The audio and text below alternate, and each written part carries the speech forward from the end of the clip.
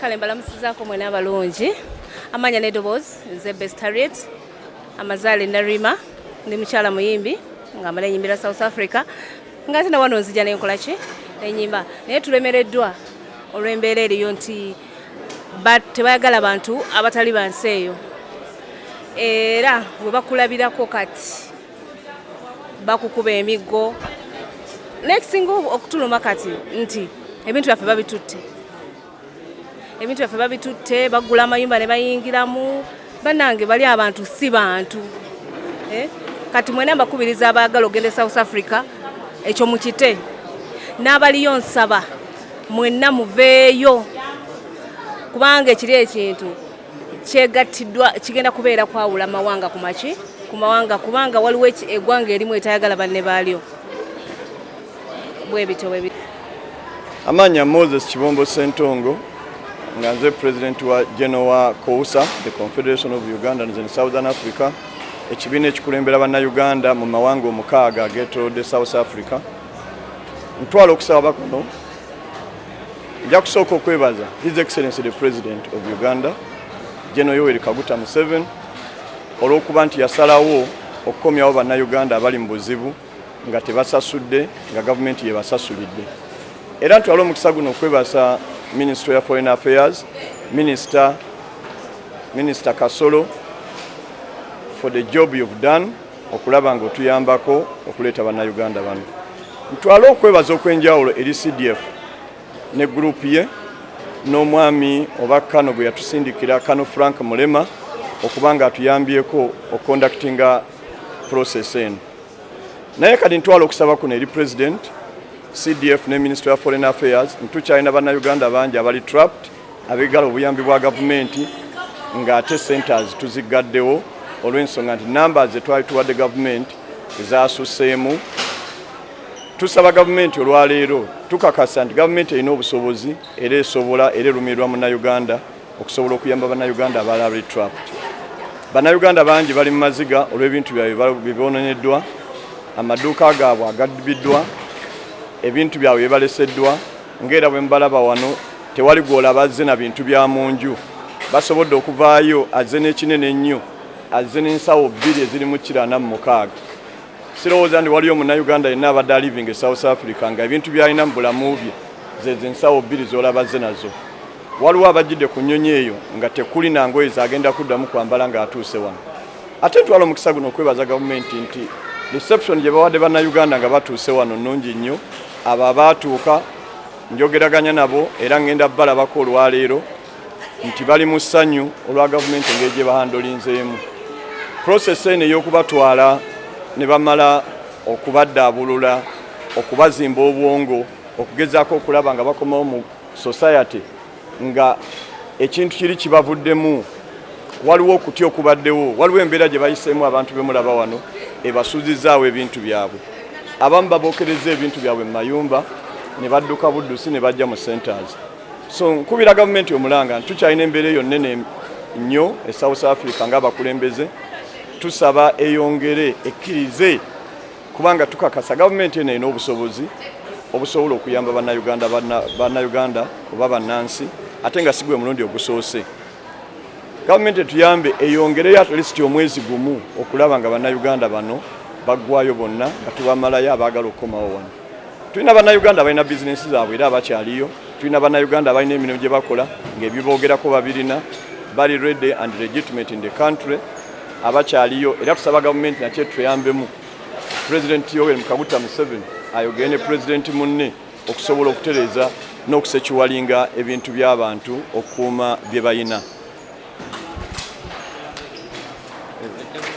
Anti tuse ku kyalo ekyaffe kye banzaalamu era emirembe gyo ngirina eri bannange mpa South Africa nze muzeeyi Ayubu amanya gange Ayubu Kumba ensi gye tubaddemu erimu ebizibu bingi nnyo kati nze kennyini ayogera ebizibu bingi bye mbaddemu era ndowooza bajja okundaba ku kamerako bajja kutegeera muzeeyi ono kikyamukukako emyezi ng'ebiri nga bangusizaawo siriiwo naye mu buyiza bwa Mukama nalabise wendi kakati nsaba baganda bange bona basigaddeyo bannange tudde ku kyalo ekyaffe tuzimbe ensi yaffe ensi yaffe tunogyezimbira ffe nga benyini South Africa tusooke tugite kubanga ndaba obuzibu obujja gye bujja saawa ente tunakufuna buzibu bwonna naye obuzibu waliwo obuzibu obujja myezi 2-3 tekijja kuba kirungi nnyo kati nze mbadde nsaba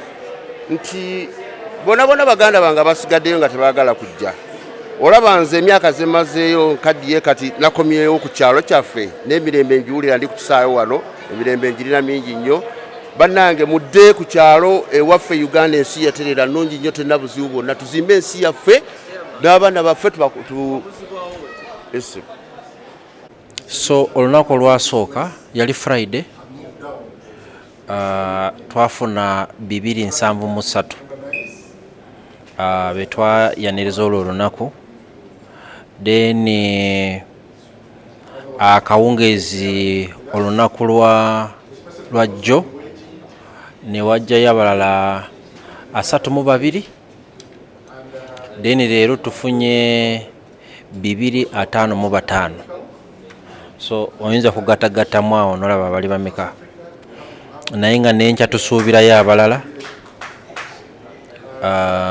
naye information gye tufunye nti bantu bangi nnyo e South Africa bakyewandiisa abaagala okukomawo naye abannayuganda abali e South Africa eno nsi yaabwe Uganda ate Uganda tetuli bubi nnyo ng'abantu bwe balowooza bakomewo eno ensi yaffe eri mu kulaakulana era egenze wala bannayuganda bagenda e South Africa bamazeyo emyaka 25 bakyalina kiri ekirowoozo Uganda gye baleka emyaka 2 naye nga ate Uganda eya leero yeetambuddeko tuli wala bw'ogenda mu data za World Bank oba IMF wadde wane za Uganda Bureau of Statistics, Ministry of Finance, we are now a lower middle income country. Our economy is growing. This financial year our economy egenda kuweza obuwumbi 8 obwa dollar projections by the end of the 2026-2027 financial year. So ensi ekulaakulana opportunities nyingi ngambo muze muwulira naddala kuva mu mukulembeze waffe a president income genetic projects are promoting naye ekikulu kya byonna twebaza gavumenti ya Uganda twebaza president w'eggwanga President Yoweri Kaguta Museveni twebaza Chief of Defence Forces and Senior Presidential Advisor for Special Operations General Muhoozi Kainerugaba. Yensonga lwaki ndi wano ne munnange tulinayo n'owa UPDF ali e South Africa akola ne Uganda's High Commissioner e South Africa coordinating bino bintu byonna. So abakulembeze baffe tubasiima okuddukirira bana Uganda air tickets government ezisasudde batuuka wano waliwo bagenda okuŋŋaanira babalabirira bulungi era abasigadde South Africa sitabona baggwayo abaagala okudda because it is a voluntary exercise abaagala okudda omukulembeze w'eggwanga agenda abasinkana era bajja kufuna omukisa kubaako beboogera naye era nga tusuubira nti gavumenti eyinza kubawaako omukono ogw'okutandika babadde tebaliiwo bakomyewo bannayuganda bannaffe waliwo abaana abato bazaalibwa eyo nabo bakomyewo naye bannayuganda ekitongole kya NERA kigenda bakolako bonna kibaregistering kibawe national aid n'ebirala so gavumenti tugisiimira ddala nti munnayuganda wonna waali gavumenti yeesobodde kumuddukirira. It wasn't easy because xenophobia has been a thing in South Africa. I have lived in South Africa for 20 years now. Every year they start something. They don't like foreigners. They don't like people that come from, as long as you're not from South Africa. But we have been the people that have established the economy of the country. And as I speak right now, they are regretting us leaving. I have a permanent resident in South Africa. I serve under the High Commissioner, Ambassador Paula Moro, as a leader. So I'm going back to South Africa. We just brought back home our returnees. It's very bad that our fellow black Africans, they are the ones standing against us. In South Africa, they don't even turn against the white, but they're always turning against the black South Africans, the people from Malawi, the people from Zambia, the people from Nigeria, the people from Ghana. It's really painful for a fellow black person to attack another black person. My name's Ashraf Kwiri. I'm the General Secretary, Kousa. Manya neddobozi Ismail Zige nsoko kwebaza ba media team abatutadde ku mpewo nga tutegeeze eggwanga olunaku lwaleero tutuuse okuva South Africa ne bannayuganda 205 ne official totaling to 263 in the total on Ugandan soil. Nsoko kwebaza His Excellency the National Chairman, the President of the Republic of Uganda, the Jajja w'abaana Muzeeyi Yoweri Kaguta Museveni. Olw'omulimu omulungi gw'okoze okulaba nti tuzza bannayuganda ku butaka nga bakyali balamu era tukwebaza omutima ogw'obuzadde eri abazzukulu bo n'abaana okulaba nti batuuse. Ne twebaza General MK okulaba nti naye yakwata n'asindika delegation special envoy okulaba nti babeerawo mu nteekateeka ze tubaddemu nga Ugandan Community, Uganda High Commission ne NRM Party. Fenga party we bakaliisoliiso ba government okulaba nti we implement the government programs okutambula across the Southern Africa. Era exercise etambudde bulungi nnyo era ekyagenda bulungi in other centers in KwaZulu Natal, Durban ne Cape Town.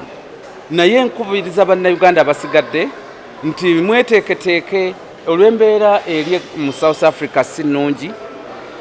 Tubasaba mubeere nga muli bakakkamu okulaba nti tukoleraganira wamu ne embassy n'abakulembeze abasigadde okulaba nti abantu bonna bali mu distress, abali mu mbeera etawoomya nnakabululu, embeera ey'ejjamba n'okulaba nti obulamu bwa Uganda bulimu mu katyabaga.